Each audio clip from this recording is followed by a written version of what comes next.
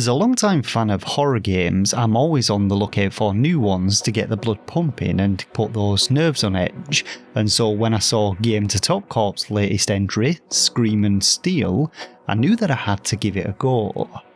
Clearly influenced by Amnesia, A Machine for Pigs, with a pig-headed monstrosity chasing you about the place, could this first-person shooter horror cum puzzle game deliver on the scares?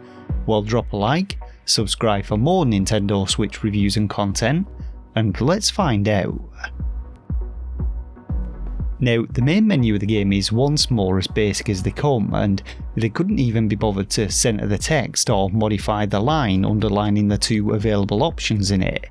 But we have a control scheme layout for a tutorial, and this game appears to be built using the same engine as the god-awful Warzone Chronicles. But other than this, we can just start the game. Without any kind of introduction though, we find ourselves awakening in a dark underground facility, and indeed a storyline wasn't on the cards at all with this one, and we're simply tasked with escaping the place. Right away though, we're given our first puzzle, which isn't really a puzzle unless you're unable to do basic math, but on a nearby wall we find 10,000 minus 7, which we input into the door lock as 9,993 to open it. Proceeding on, we then get our first jump scare, and I must admit, this one and most of the others managed to get me, primarily because I was playing with my headphones on and the volume cranked up as the developer advises, but the game relies heavily on these cheap jump scares, and as you'll soon see, their effectiveness wears thin very quickly. Now, your path through the game is incredibly linear, and proceeding through this underground maze of dingy looking corridors, you'll encounter switches to flick which either turn the lights on in certain sections or open doors, and puzzles which, as before, consist of locks and keypads, so no real puzzles in this one. But there are 3 of these in total, and the solutions are all found directly next to them written in blood in either standard numbers or Roman numerals, and you simply need to enter them into the keypads or locks to unlock the doors. Once you get to this point in the game though, which is about 2 minutes in, you'll encounter the Pigman, and in a nearby room you'll also find the gun and flashlight combo that you can use to defend yourself against him.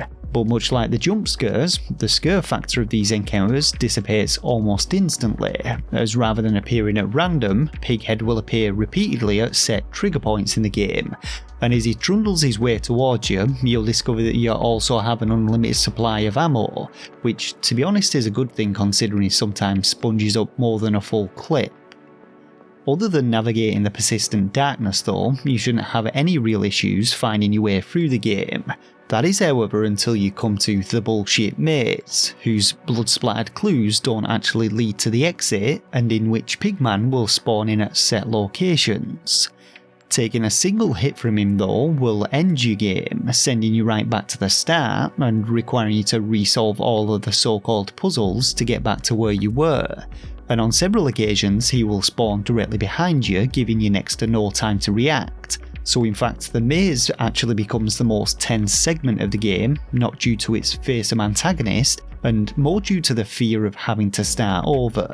But this bullshit trial and error aspect will likely see you forced to play through it at least 2 or 3 times.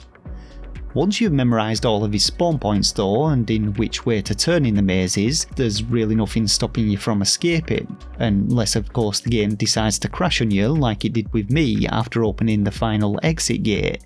But all in all, you can have this one polished off in about 15 minutes, or if you're a couple of attempts in, 5 minutes at most. But to save you the time and effort, you'll find a complete run through the game at the end of this review. Compared to some of the other entries this publisher has shat out though, Scream and Steal isn't too bad all things considered. However, its extremely short runtime, coupled with some puzzleless puzzles and mediocre scares, once again shows very little in the way of effort or creativity. And while the sound design and visuals are undoubtedly the highlights of this one, they alone can't save you from what is ultimately a subpar horror title. Are you a fan of horror games though? Did you pick this one up? And how did you find it? Let me know down in the comments section below, and stay tuned for that complete run through to see exactly what you're missing out on. But for now, Drop a like and subscribe to the channel for more Nintendo Switch content. Thanks to the patrons of the channel for their ongoing support, and to you the viewers for watching. And until next time, take care of yourselves and game on.